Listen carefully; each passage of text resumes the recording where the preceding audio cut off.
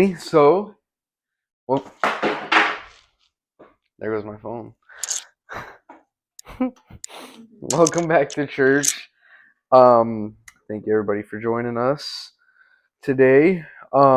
So as I get my notes together, today, we're gonna be doing a bit of like a difficult message because, to be honest, there's not really a real answer for it. Not one that I can answer, at least. Not while I'm here on this earth. Um, and that message today is going to be about why on earth, why would a loving God allow bad things to happen, right?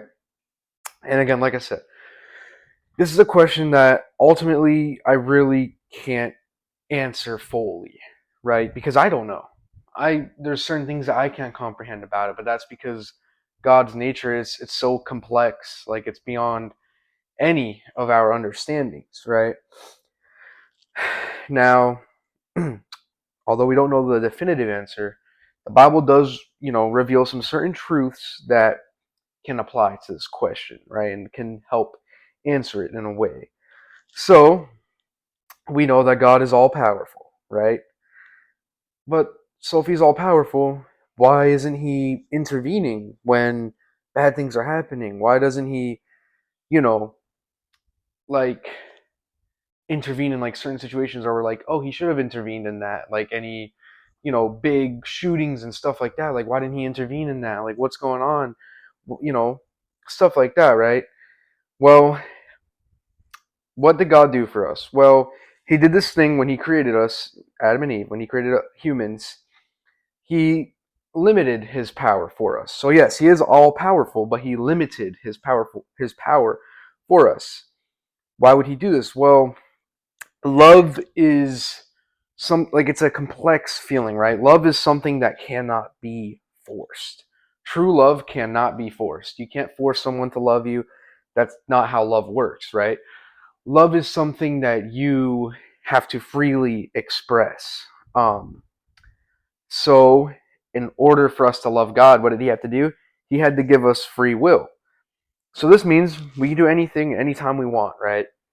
And like I said, like God established this free will as early as the Garden of Eden when he told Adam and Eve, you can eat from all these trees, just don't eat from that one. That was him giving them the choice right there. That was him saying, you guys got free will. You can do anything you want in this garden. You can eat any of these trees, just don't eat from that one tree, right? So that's how early that we see free will being expressed. And of course, we know how that ended up going for Adam and Eve, right? But so I'm going to bring up an example real quick of someone who went through a lot, and he ended up being like he ended up being at his worst, like because of how many hardships he went through. And of course, I'm talking about Job. Now, I've talked about Job before. Sorry, I just got to get my Bible app real quick. I know I have a Bible in front of me, but I like to just have two forms. But do do do. All right, here we go. I got it together. So, Job, right? Like I said, we already went over the story of Job, but I wanted to just highlight just a little piece in there. This conversation that he ended up having with the Lord. And I think when I did the story of Job, I think I left this bit out, or I didn't cover, like, I didn't go in depth on it. Um, but so this was, of course, after Job had lost everything and he felt like he was losing hope. So he ends up saying, why, God? My tears, they pour like flowing streams. I'm filled with restlessness until dawn. My flesh is clothed with worms and scabs. My skin cracks. My days come to an end with no hope. I shall never see happiness again. How could you let this happen to me? I'm innocent. I did nothing wrong. I did everything right. How could you let this happen? What did I do to you? I mean, even in Job, it said that Job is blameless and upright. So really, like, what did I do wrong, God? Why did you do this to me? Now, what ends up happening? Well, God responds in Job chapter 38. Not gonna lie, this is gonna be a lot of verses, but Um, I mean, these are all important, and they're not long verses. They're like just questions on every verse. So, starting in chapter 38, verse 4, where were you when I laid the foundation of the earth? Tell me if you have understanding. Who determined its measurements? Surely you know. Or who stretched the line upon it? On what were its bases sunk? Or who laid its cornerstone? When the morning stars sang together, and all the sons of God shouted for joy? Or who shut in the sea with doors when it burst out from the womb? When I made clouds its garment and thick darkness its swaddling band, and prescribed the limits for it, and set bars and doors, and said, thus far shall you come, and no further. And here shall your proud waves be stayed? Have you commanded the morning since your days began, and caused the dawn to know its place, that it might take hold of the skirts of the earth, and the wicked be shaken out of it? It is changed like clay under the seal, and its features stand out like a garment. From the wicked their light is withheld, and their uplifted arm is broken. Have you entered into the springs of the sea, or walked in the recesses of the deep? Have the gates of death been revealed to you, or have you seen the gates of deep darkness? Have you comprehended the expanse of the earth? Declare if you know all this. Have you entered the storehouses of the snow, or have you seen the storehouses of the hail, which I have reserved for the time of trouble, for the day of battle and war? What is the way to the place where the light is distributed, or where the east wind is scattered upon the earth? Who has left a channel for the torrents of rain, and a way for thunderbolt, to bring rain on a land where no man is, on the desert in which there is no man, to satisfy the waste and desolate land, and to make the ground sprout with grass? Has the rain a father? Or who has begotten the drops of dew? From whose womb did the ice come forth? And who has given birth to the frost of the heaven? The waters become hard like stone, and the face of the deep is frozen. Can you bind the chains of, I don't know how to say that name, Pleiades, I think, or loose the cords of Orion? Can you lead forth the Mazzaroth in their season, or can you guide the bear with its children? Do you know the ordinance of the heavens? Can you establish their rule on earth? Can you lift up your voice to the clouds, and a flood of waters may cover you? Can you send forth lightnings that they may go and say to you, here we are? Who has put wisdom in the inward parts, or given understanding to the mind? Who can number the clouds by wisdom, or who can tilt the waterskins of the heavens? When the dust runs into a mass and clods stick fast together, can you hunt the prey for the lion, or satisfy the appetite of the young lions?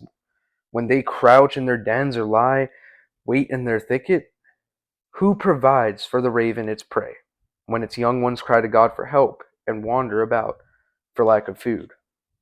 So what are these verses all saying? He's questioning Job. He's like, Job, were you here when I formed this earth? Were you here when I did all this? Were you here when I brought food for them? Were you here? So what is this all saying? This is all saying that this is like what Job was going through is all part of, like, again, like something that's bigger. Like the suffering, although he can't see why, it's going to be made out for the greater good. And God knew it at this time, right? Although he couldn't see why all this was happening. And that's why God had questioned him right here. Do you see all these things around you? Like, do you know that everything's in my hands? Do you not realize that I have all of it in my hands? You know, so that was like a little thing with Job, right? And I got another little verse, Romans 8:37. No, in all these things, we are more than conquerors through him who loved us, right? So, because in Job's story, what happened? Well, he ended up getting everything back tenfold, I mean, he ended up getting everything back. So still, why do bad things happen? Well, I'm going to give you another little example. This is not in the Bible, but so let's say somebody leaves a baby unattended, right? Sorry, it's going to get a little dark for a moment, but let's say somebody leaves a baby unattended. What happens to the baby? Well, unfortunately, because they were unattended, they roll off of the couch, they hit their head, and they die, right? They die just from that. Was that then a part of God's plan? I don't think so. I don't think that God blessed them with a baby just for that baby to die. I don't think that was a part of plan A, right? I don't think that this was a part of his ultimate will. I mean, like I said, he just blessed the family with a baby, but then it died. Like, then the baby dies? Like, that doesn't make sense, right? What this represents is the thing known as the permissive will. So, what's permissive will? Well, it's basically, like I said, kind of like the thing with like free will, right? God gives us that free will so we can make whatever choices that we want, right? And that's essentially like what the permissive will is. It's his will with kind of our choices in a way. So it's like, what permission does he give us, basically, right? So essentially, what ends up happening. So yeah, so like I said, so God gave us our freedom to make our own choices, and that family deciding to leave the baby unattended is them expressing that free will. So because they left that baby unattended, like I said, it wasn't a part of like God's ultimate plan. He didn't like no, he doesn't like death. He didn't make death. He doesn't want that to happen, right? But because they left the baby unattended, because they chose to leave that baby unattended, that baby died because of that. Another example, I were to stand on the top of a building, right? And I'm thinking, I can make that jump to that building. I can surely do that, right? There's no way I can't, right? And so I decide, let me go ahead and jump. And I jump, and as I'm midair, I realize, uh-oh, what's going on? God, I'm missing this building, right? What's going on over here? I'm not gonna magically start flying all of a sudden. I'm not gonna. Superman isn't gonna come down real quick to save me, right? I'm just gonna fall to my death. Was that God's plan for my life? For me to make a dumb decision and die? No. This wasn't a part of that ultimate will, but rather part of the permissive will that I made. Because I decided to take that leap of faith, thinking that I could make it, but I couldn't. You know? So, because I decided to make that horrible decision and jump, it killed me. God's not gonna be like, all part of my plan. Don't worry, this is all part of my plan, guys. He was gonna die. He knew too much. He had to go. Right? No, he's not gonna be like that. This wasn't plan A. This probably wasn't even plan B. This was like plan Z. Like, this wasn't that wouldn't have been the original plan on my life for me to make a dumb decision and then die. Right? That's just me being dumb and deciding to use my free will to do something that wasn't the smartest thing to do, right? Like I said, God didn't make death. But he allows these bad things to happen, but he doesn't want it to happen. He's not like looking at death and sickness and all these things and being like, yeah, that needed to happen here. I want that to happen. No, he doesn't want that to happen because death is a part of sin and death is the opposite of life. And what is God? He's life, right? So, God deems that the retention of our freedom as a greater good than even the momentary suspension of our freedom for safety. So, what does that mean, right? So, this means that he sees that the freedom for us to make our own choices is greater than him, you know, suspending that freedom for just even a moment of safety. Because, like I said, God's all powerful. If I'm jumping off the building, he really could very well give me a little boost, like he could, but it's not what he's going to do, right? So it's God sees that it's more important for us to have free will rather than cushioning us from every little bad thing that comes along the way. Now, in some ways, I don't get it, but all I know is that God is good, and so I'm going to continue to trust in that. I'm going to continue to trust that no matter what's going on, that although it didn't follow His ultimate will, whatever happens, I'm going to just trust that eventually things will work out. And, even if they don't, not going to doubt him. I think another reason for why he allows these bad things is that, like, sometimes when faced with something like so bad and stuff like that, like he can bring about the greater good. And it's kind of a lesson for us, like it was for Job. It's a way to like discipline the children of God, but but helping them in the long run, right? As a way to be like, no, don't do that, rather do this, stuff like that. So what do I mean by this, right? So Jesus dying was not going to be a part of God's perfect will, because God's perfect will was before sin. Jesus had to die because of sin, right? So God's perfect will was not going to be Jesus dying and saving us all. Originally we were all just going to be living in a perfect world eventually. Like we were all, sin wasn't even going to run rampant in the world, none of that, right? That was the original will. But it became part of that permissive will once sin entered the world, and that permissive will came about once Adam and Eve ate the apple. Once sin entered, boom, that permissive will, because they made that choice and it wasn't a good choice, right? So Jesus also had many chances to not go through with his death. But I mean, he loved us so much that he did it. His suffering led us, to be able to like have that restored relationship with God. His death led to us gaining the ability to have eternal life with God um, in heaven. So the worst thing that ever happened in human history, with Jesus being crucified, Jesus going through the worst suffering, through the worst death, what did it lead to? It led to the best thing, the greatest thing to ever happen, because now we have a way to be with God because of that. And like I said, at first it seemed like it was like the worst thing to ever happen. Like, why is this happening? Why Jesus did nothing wrong. Why me? Why is this happening? But it turned out for the greater good. It turned out to be something that was the best thing ever. We just had to wait. I almost just tripped and fell into this TV. I'm not gonna lie. That permissive will, right there. Um, so um, God, like, he doesn't will evil, if that makes sense. Like, he's not the, how do you say it, orchestrator? Is that orchestrator of evil? But I mean, he's the opposite of that, right? So although he does not will evil, but what this is important to note, he does not will evil, but evil does not prevent or thwart or pause God's plan. It doesn't. Although, it seems like what the heck, there's so much, going on and stuff, but that evil does not prevent God's plan.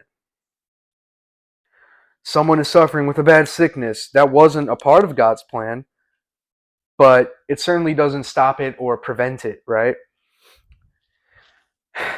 God can take broken things, he can make them whole. He can take your destroyed heart and life and bring it back to life. He can bring about a greater good in whatever situation you're going through. I promise you he can. He can bring about that greater good. You just gotta, just hang in there. Like, trust me, just hang in there. There's something, like, we don't see the end, but it's not for us to see. We don't know how much time we have left on earth, but it's not for us to know. It's not for us to know. I just want y'all to know to just hang in there. I promise you, like, when it feels like, God, you left us, you've forsaken us, he hasn't left you. I promise you, he hasn't left you, right? So I would say, rather than asking why do bad things happen, maybe try and do something that's a little more doable, and maybe question, what is my response to these bad things? How do I respond when these bad things happen? Do I curse God? Do I forsake him? Or do I trust in him and lean on him? Like, my neighbor's going through something, do I leave my neighbor?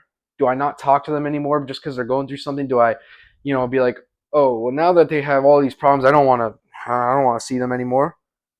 Or do I show my love, my support in the midst of all the evil? Do I be there for them? Do I ask how I can help? These are all important things. And so as we close out today, again, just noting, why do bad things happen? Well, these bad things, they aren't a part of God's perfect will. Yes, these bad things were allowed to happen, but it's not due to God. That's due to our free will, to our permissive will, right? Bad things happen because of sin. God can't even touch sin. He can't be near sin. He can't be near the evil. But just know that even when these bad things happen, know that that evil does not thwart God's plan on your life. It may feel like it. It may, it may take you off on a little exit, but you're going to get right back on that interstate and you're going to keep going right after that exit. Trust me on that. You just got to hang in there. You got to hang in there. We got to show love. That's how you prevent, that's how you fight evil, is by showing that love. So again, to answer it, why do bad things happen? Again, hard answer, but it's not a part of his will. That's a part of the permissive will. That's a part of, our free will that came about because he loves us, and to show that love, it can't be forced, which is why he had to give us that free will to make our own choices, to do our own things, to, again, make our own choices no matter how smart or dumb they may be. Like me trying to jump the building, dumb decision. Would it have been God's plan on my life to have me dead right there? No, but I made that choice and now I'm dead. You know what I'm saying? Like, I made that choice and now I'm dead. That baby, you know, sitting on the couch, they could have just carried the baby real quick. They could have held the baby. They could have watched the baby, but they turned their back for a few seconds. And what happens? That baby rolls off. The baby dies. And again, it's not a part of God's ultimate will. It's not a part of his perfect will. It's just something that's taken them off track. Something that's a part of that permissive will, like I said, because they made that decision. So this happened. So yes, like I said, these bad things do happen. And it's hard because when you can't see the answer to it, you question God. I mean, I've done the same thing where I'm like, why God? Why me? Why this situation? Why does my sister have to be sick? Why couldn't it have been me? Stuff like that. Why couldn't it have been me? Why her? I don't like all I'd ever want is for her to not be sick. So why her? Why couldn't it have just been me? And even though we can't see the end, I promise you, he's still just that perfect author. He's like everything, he's working together. And even though we can't see that end, even though we can't see that, just know that that end is coming, and that, whatever it is, why this thing happened, I promise you we'll get to the other side and we'll figure out, why it happened. So again, sorry, I've probably said to sum it all up a few times by now, but we probably won't get to know the definitive answer to this question until we get to heaven and we're able to ask God, like, why do you allow these things? Because like I said, it's just really, it's above our thinking. It's pay grade, yeah. It's above our thinking, like we can't comprehend that. But just know that God is going to always be there, that he's never going to leave you, no matter what situation you feel like you're in. I mean, look at the life of Paul. He went through some of the worst things, shipwrecks, jailings, everything. But God was right there that whole time. God was right there that whole entire time. He never left him. He never forsaked him. None of that. He stood right there and he worked everything out for the better. And even though we can't see it, I urge you guys to just hang in there. You know what? I keeps coming to my mind. Do you want as this? You're speaking this. What keeps coming to my mind as you're speaking this is that how many times we actually end up having a situation go well. For example, the day that you were running late for work, but you realized that if you had been on time, you would have been in that bad car accident, or the brick that fell next to your head, but it didn't fall on your head, or the person who was cured from cancer, or, or the car wreck that by all means you should have been dead, but instead you ended up without a scratch. We never question God on those things. right? Why me? Why me? Why me? But we question him when the things don't go well, when they end up in death. So one of the biggest, or sickness, one of the biggest questions I always get from non-believers is, if we serve a good God, then why does he allow bad things to happen? And I love that you pointed it out, and that you pointed all the way back to the beginning of the Bible when he gave us that first will. And I just wanted to thank you for the message, and but just challenge everyone, really look inside of yourself. As many of the things that aren't going the way that you want them to go, think about all the things that have gone your way, that he has saved you from, that he has been able to deliver you out of. And, if you're not questioning him about that stuff, but you're questioning him about the other stuff, then who really has the issue? And that's what I wanted to add. That was good. Yeah. So, so yeah. So that'll be that's the message today. I'll close it all out. I liked what Pastor Kelly said as well. With that, but oh, am I closing out with prayer right now? Okay, so let's go ahead and let's bow our heads, close our eyes. Dear Lord, I do just want to thank you for this day. Thank you for waking us up. Thank you for getting us here. I'm really grateful for that, because I think it's something that we take for granted often. And again, just like thank you for that. Thank you for just even as something as little as waking up, or we think it's so little, but really, I mean, we could go to sleep and not wake up the next day. So thank you for waking us up. Thank you for bringing us here healthy and everything, and you know, able to just be in church, be in community with each other. Thank you for that. Um, I do want to lift up in a special prayer request this week, Sean and his whole Sean's whole family, friends, everything, Lord, as he crossed that bridge and he came to be with you in his eternal home, Lord. I want to lift up that whole entire family, all the friends, everybody around him, Lord, because I know that they're going through something that's just so incredibly tough and difficult, and just, you know, like the worst thing imaginable, Lord. And just, I want you to just please be with them, Lord. Put more extra angels around them, Lord. Just give them that comfort. Lay your hand on that whole entire family, Lord. Be with them throughout it all, Lord. Um, Sean was a wonderful, just godly young man. And just thank you for giving all of us the time that we had with him, Lord. But yeah, just especially just be with the whole family, Lord, with everything. I do also want to lift up Jess for special healing prayer requests for her, Lord. Just continue to help her, continue to help her heal, continue to help her get better, and help us to get her back into church soon. I also want to still lift up Shannon, Pastor Shannon, and their whole family. Just be with them again. Just also lay your hand on them and just help them.